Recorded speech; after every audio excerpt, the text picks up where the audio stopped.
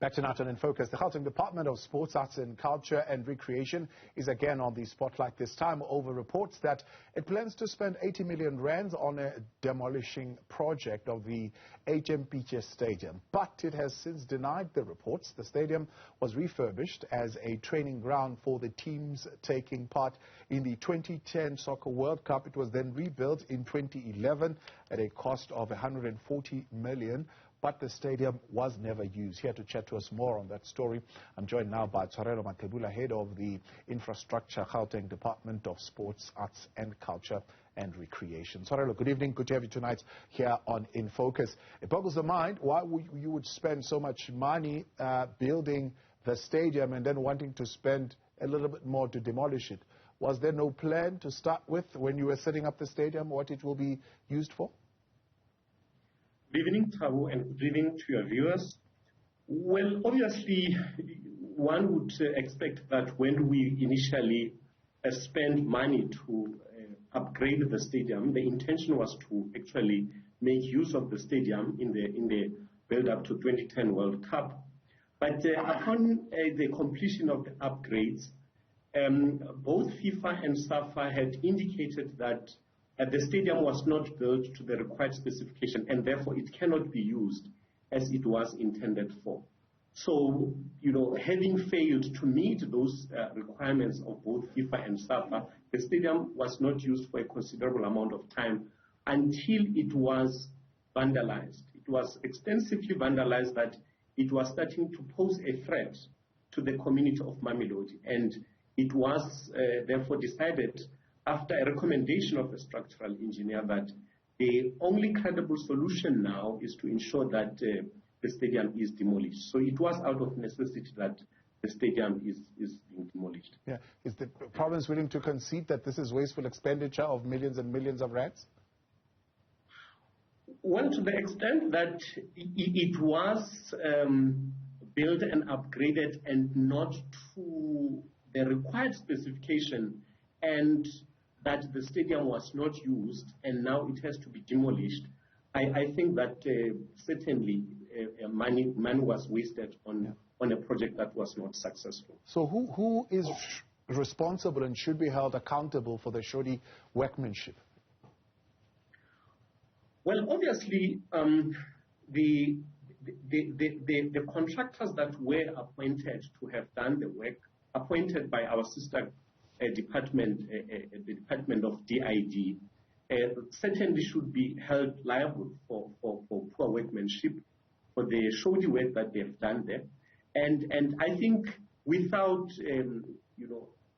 removing ourselves from responsibility, I think collectively as government, we should have made sure when the stadium was being built around before 2010 that everything was done accordingly.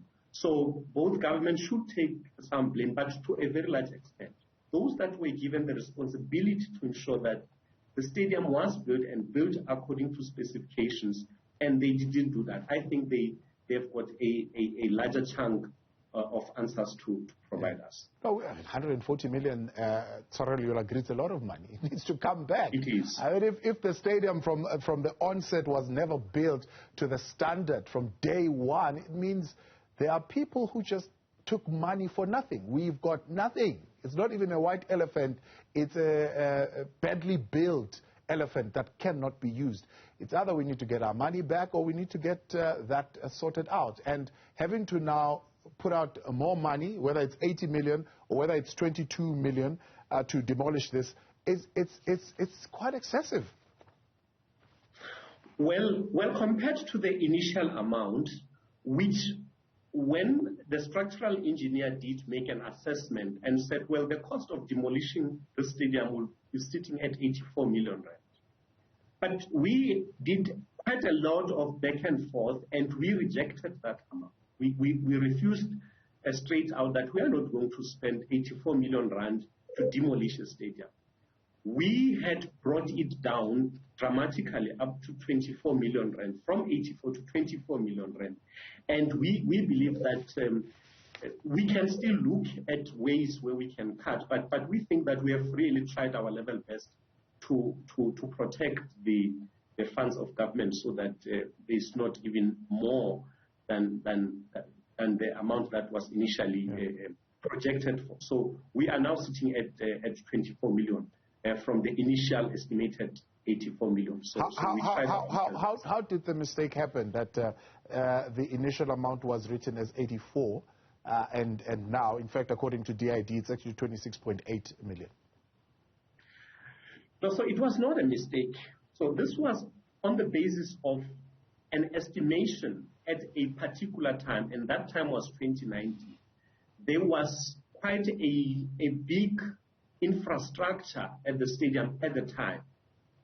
And before the extensive vandalism took place, so that was where the estimate came into picture. But when we were ready to hand over the site in December 2021 for the actual work of demolition to start, and we went back and redid the assessment, and we came back with a figure of 24 million. So it was not a wrong figure per se, but we are saying that we have managed, after a second assessment, to say, well, because a lot has been ravaged in this stadium, the figure cannot continue to remain at 84, and that is why the figure went down to 24 How do you justify that? The Democratic Alliance saying they've gone there. In fact, the amount that you're claiming is disproportionate to the actual demolition job that needs to be done, because I suppose half the work has been done for you because that place has been vandalized. So how do you justify even the 24 million?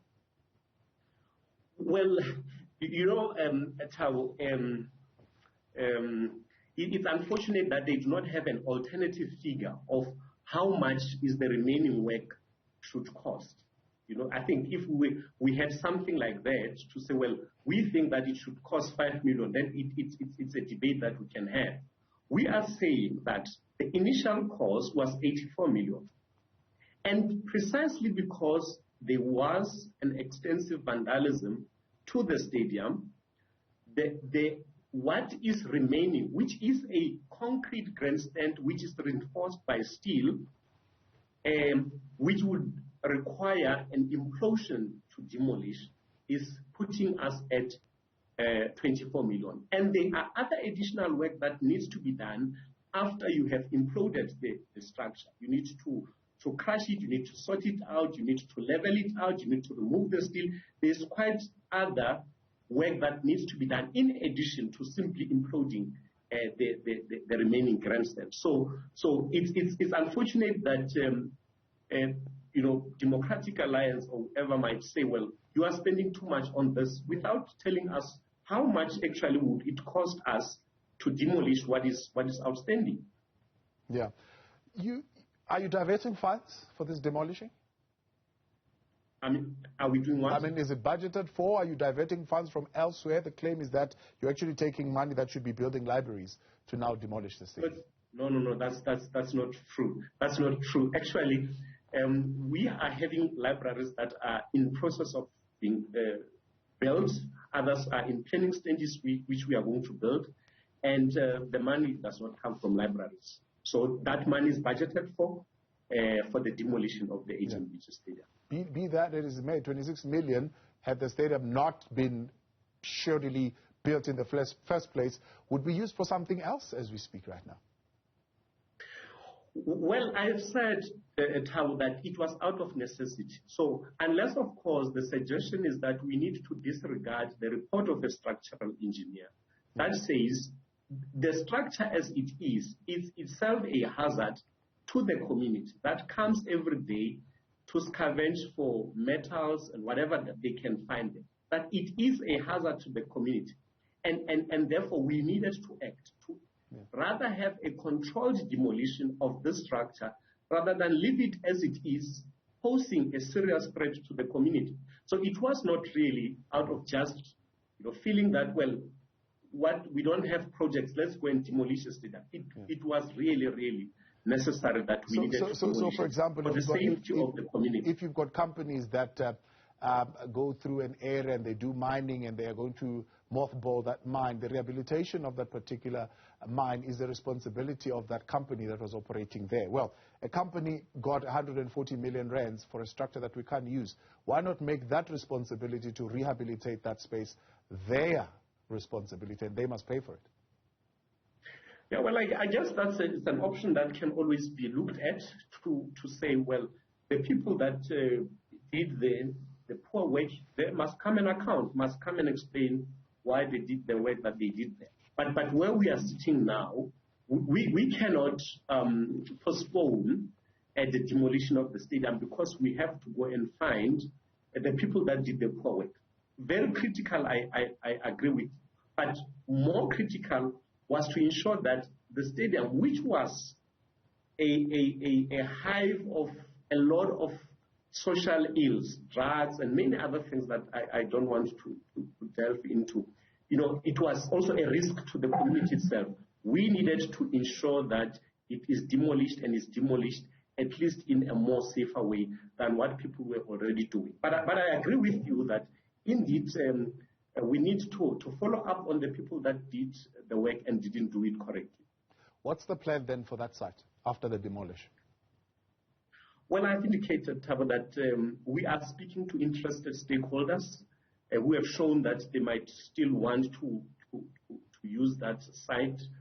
We are looking at various funding mechanisms to check if there could be funds that are available for us to be able to redevelop the stadium. We already have got a plan of a 30,000-seater stadium that we would like to build at HM Pitje. We have already costed that stadium. So we are at a stage whereby we are engaging various funding agencies to see if we can source those funds and go ahead and redevelop the stadium. So there are plans in place, of course, pending the availability of funds in that regard. All right, Tshwarelo Mathebula, appreciate your time. Thanks for coming on tonight. Head of Infrastructure, Gauteng Department of Sports, Arts, Culture and Recreation.